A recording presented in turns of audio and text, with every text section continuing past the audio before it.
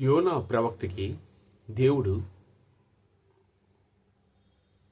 ఎక్కడికి వెళ్ళమని చెప్పాడు? కొన్ని విషయాలు చాలా జాగ్రత్తగా వినండి. యోనా ప్రవక్తకి ఎక్కడికి దేవుడు వెళ్ళమని చెప్పాడు?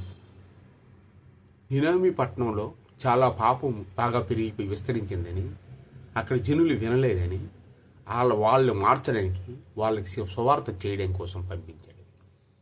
ఆయన వాడ ఎక్కి బయలుదేరి, అయ్యో అనవసరం నేనెందుకు వాళ్ళందరూ నాశనం చేయడం, అవన్నీ కాదే ఆయన దేవుడు చెప్పాడు అని ఈయన కనికరించేసి ఈయనేదో ఆలోచించుకుని సొంత ఆలోచన తీసేసుకొని వాడలోకి ఎక్కిపోయి అటు అక్కడ నినవి పట్టణంకి వెళ్తున్న వాడే ఎక్కి అది మూల పడుకుని పోయాడు.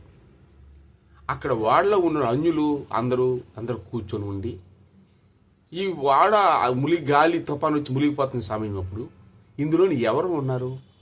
ఎందుకు? మన దేవుడు మనం మొక్కుకొని ఉంటాంగా ఇక్కడ, కానీ ఎందుకు ఈ వాడ మునిగిపోతున్నది అని కంగారు పడ్డారు. అయితే ఇక్కడ ఎవరైనా పడుకొని ఉన్నారా అని. పడుకోకూడదు, ఆయన పడుకొని ఉన్నారు. యోనా ప్రవక్త అంటే దేవుడు చెప్పిందని ధైర్యంగా ఎక్కడైనా వాళ్ళకి సంపని కొట్టని చెప్పాలి. యోసేపు ఎలాగా ఆ రాజు, ఐగుప్తుల రాజుకి కళ్ళార్థం చెప్పేవాడు, అలాగా చెప్పాలి. చెప్పకపోతే శిక్ష అనుభవించాలి తప్పనిసరిగా. అయితే అప్పుడు ఈయన పడుకుని పోయాడు. చాలామంది షాపుల్లో కానీ వ్యాపారాలు చేసిన దగ్గర కానీ ఎక్కడైనా పడుకోరు. ఎందుకంటే వ్యాపారం దెబ్బతింటదని. నిద్ర సాతానికి సాదృశ్యం. నిద్రపోతూ తిండిపోతూ అంటారు కదా, అలాంటి లెక్క. మనం ఒక 10 మంది ఉండేటప్పుడు ఒక బండిలో మనం ప్రయాణిస్తున్నాం అనుకోండి, ప్రయాణం సాగే వారికి కూడాను తెలిగేసి ఉండాలి. మన తల్లిదండ్రులు ఎవరైనా చెప్తారు, ఎక్కడికి వెళ్ళేటప్పుడు నువ్వు కళ్ళు మూయికరా బాబు, పడుకుంటే ఏదేం పోద్దని. ఇలా ఒక్క నిమిషం పడుకుంటే చాలు బ్యాగులన్నీ కొట్టుకుపోతారు, కళ్ళు తెరిస్తారు చాలు. అందువల్ల నిద్ర అనేది ఆరోగ్యానికి మంచిదే అంటారు, కానీ ప్రతి క్షణం పడుకోవడం అనేది కాదు. నిద్ర ఇవి అంటారు, నిద్రవి. అయితే ఇక్కడ ఈయన దేవుడు ఏం చెప్పి ఈయన ఏం చేస్తున్నాడు? దేవుడు ఎక్కడికి వెళ్ళమంటే అక్కడికి వెళ్ళాలి.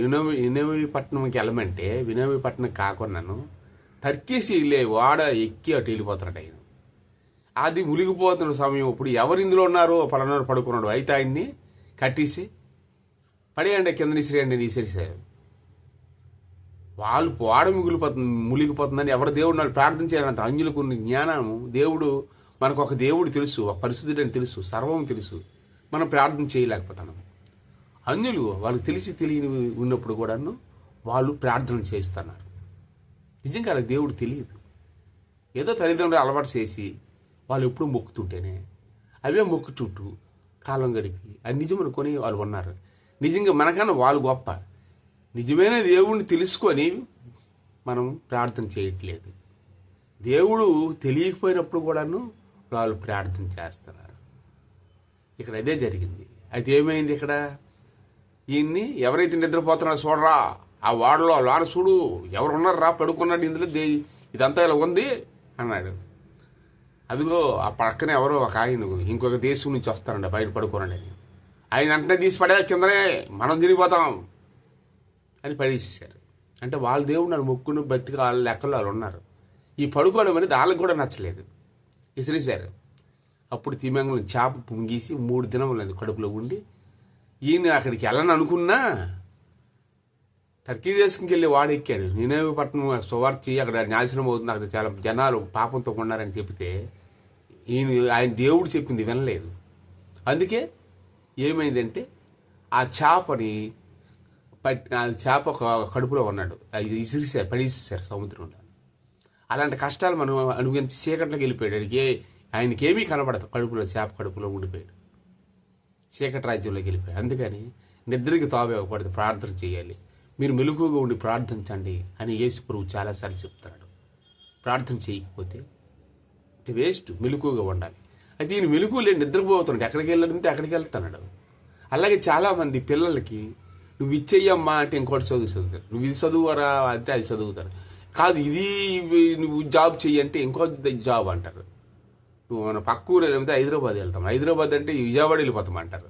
వీళ్ళు ఒకటి చెబుతా వాళ్ళు ఒకటి క్షేమం కలగడానికి తల్లిదండ్రులు మంచిగా చెప్తారు. కానీ పిల్లలు మాత్రము అది మంచిగా బయట ఎవరైనా చెప్తే వింటారు, కానీ సొంత తల్లిదండ్రులు పెంచి బాగు చేసిన తల్లిదండ్రులు చెప్తున్నప్పుడు వినరు చాలామంది. వినుంటి కష్టాలే రావు నిజంగాను. ఒకటి చెప్తే ఒకటి చేస్తారు. ఏ మనుషుల్లో ఏ కుటుంబంలో కూడా మనశ్శాంతి లేదు. భార్య మాట భర్త వినదు, భర్త మాట భార్య వినడు, అలాగే కూతురు మాట తండ్రి వినడు, తండ్రి మాట కూతురు వినరు. తల్లిదండ్రులు సంపాదించిన డబ్బులైతే వీళ్ళకి అన్నీ కావాలి, అన్నీను, కానీ వాళ్ళు చెప్పిన మంచి మాటలు మంచి సలహాలు అడగరు. ఒకవేళ చెప్పినా వాళ్ళు వినరు. దేవుడు దగ్గర నుంచి అలాగే వరాలు కావాలి, అన్నీ కావాలి అని అడుగుతారు చాలామంది.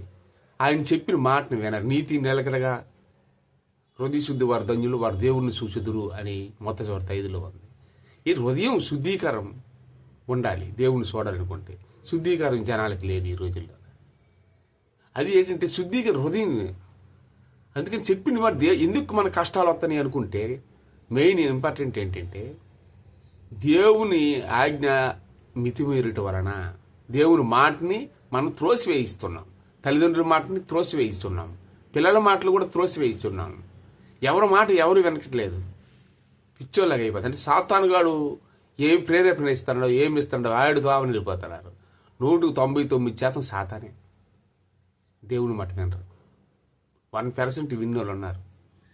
అయితే యోనా ప్రవక్త చేప కడుపులో 3 రోజులు ఉండి ఆ ఒడ్డుని పడాడు. అప్పుడు అక్కడికి సువార్త కోసం అక్కడ దిగాడు.